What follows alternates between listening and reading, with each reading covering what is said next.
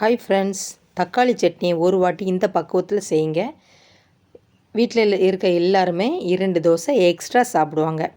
வாங்க தக்காளி சட்னிக்கு தேவையான பொருட்கள் என்னென்னு பார்க்கலாம். 5 தக்காளி வெட்டி வச்சுருக்கேன். அதுக்கப்புறம் 7 பூண்டு, 3 பச்சை மிளகா, 3 காய்ந்த மிளகாய், கருவேப்பிலை, அதுக்கப்புறம் கொஞ்சம் சின்ன வெங்காயம், ஒரு பல்லாரி வெட்டி வச்சுருக்கேன். தாளிக்கிறதுக்கு எண்ணெய், 2 காய்ந்த மிளகாய், அரை ஸ்பூன் கடுகு, அதுக்கப்புறம் கருவேப்பிலை.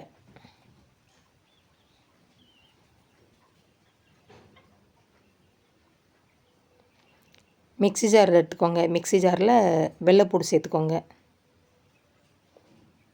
அப்புறம் பச்சை மிளகாய் சேர்த்துக்கோங்க. காய்ந்த மிளகாய் சேர்த்துக்கோங்க. உங்களுக்கு எந்த அளவுக்கு காரம் தேவையோ அந்தளவுக்கு நீங்கள் சேர்த்துக்கோங்க. பச்சை மிளகாய், காய்ந்த மிளகாய் சேர்த்துக்கோங்க. சின்ன வெங்காயம் சேர்த்துக்கோங்க. வெட்டி வச்ச பல்லாரி சேர்த்துக்கோங்க.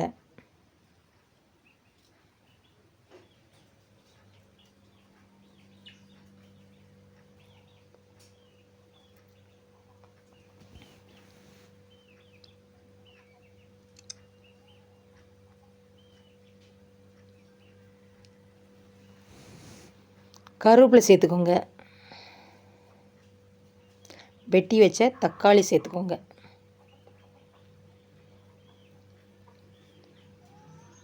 ஒரு சிலர் சின்ன வெங்காயம் சேர்க்க மாட்டாங்க. நீங்கள் இந்த மாதிரி நான் செய்கிற மாதிரி நீங்கள் சின்ன வெங்காயமெல்லாம் சேர்த்து தக்காளி சட்னி வச்சு பாருங்கள். அவ்வளோ ஒரு செம டேஸ்ட்டாக இருக்கும். தேவையான அளவு கல்லுப்பு சேர்த்துக்கோங்க.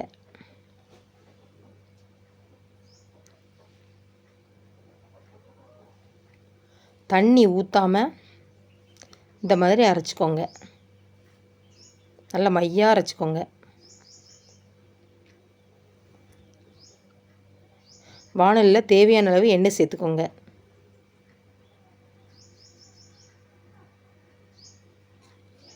எண்ணெய் சூடானதுக்கப்புறம் அரை ஸ்பூன் கடுகு சேர்த்துக்கோங்க.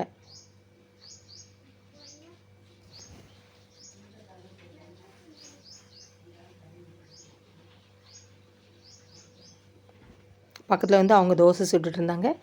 நான் தக்காளி சட்னி ரெடி பண்ணிகிட்டு இருந்தேன்.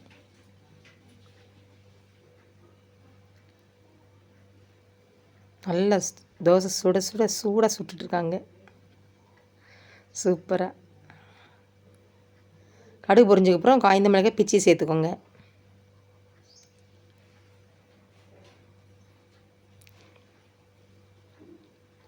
கருவேப்பிலை சேர்த்துக்கோங்க. கருவேப்பிலை அந்த எண்ணெயில் சேர்க்கும்போது நல்லா மணக்கும்.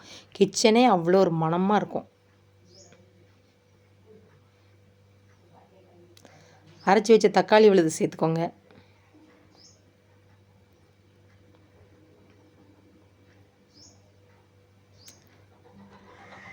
ஜாரில் தண்ணி சேர்த்து வாணலியில் சேர்த்துக்கோங்க.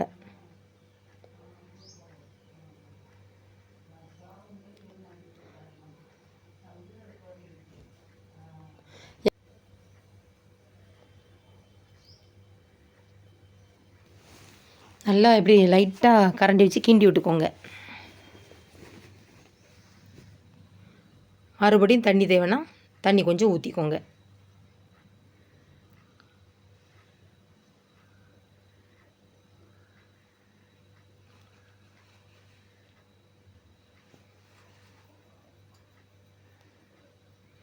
நல்லா கொதிக்கணும்.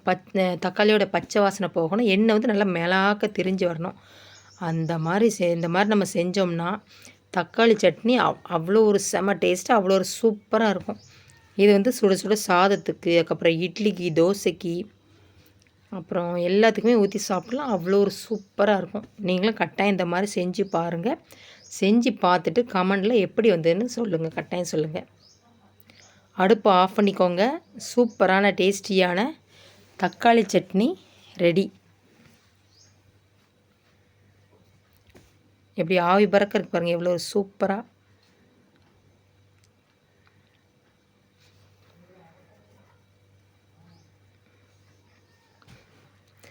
வாங்க டேஸ்ட் எப்படி இருக்குன்னு பார்ப்போமா. தோசை ஏற்கனவே நல்லா சூடாக இருக்குது, தக்காளி சட்னி அதை விட சூடாக இருக்குது. இந்த மாதிரி தக்காளி சட்னி செஞ்சு சாப்பிடும்போது வீட்டில் 2 தோசை எக்ஸ்ட்ராவே சாப்பிடுவாங்க. அதனால் கட்டாயம் நீங்கள் செஞ்சு பாருங்கள், சூப்பராக இருக்கும்.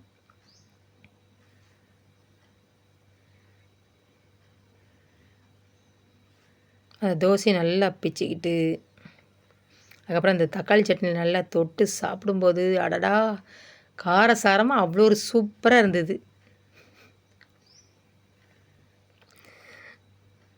பிச்சு சாப்பிட சாப்பிட இன்னும் சாப்பிட்டுக்கிட்டே தான் இருக்குன்னு தோணிச்சுது. ஆனால் அவ்வளோ ஒரு சூப்பராக இருந்தது, அருமையாக இருந்தது. எப்படி இருக்குது பாருங்கள், நல்லா காரசாரமாக தூக்கலாக இருந்தது. காரம்லாம் அவ்வளோ ஒரு தூக்கலாக இருந்தது. ரொம்ப ரொம்ப சூப்பராக இருக்குது. என்னோடய வீடியோ பிடிச்சிருந்தா லைக் பண்ணுங்கள், ஷேர் பண்ணுங்கள், கமெண்ட் பண்ணுங்கள். செல்வி விஸ்வா சேனலை சப்ஸ்கிரைப் பண்ணுங்கள். வீடியோ ஸ்கிப் பண்ணாமல் பாருங்கள், ஹைப் கட்டாயம் கொடுங்க. தேங்க்யூ, பாய்.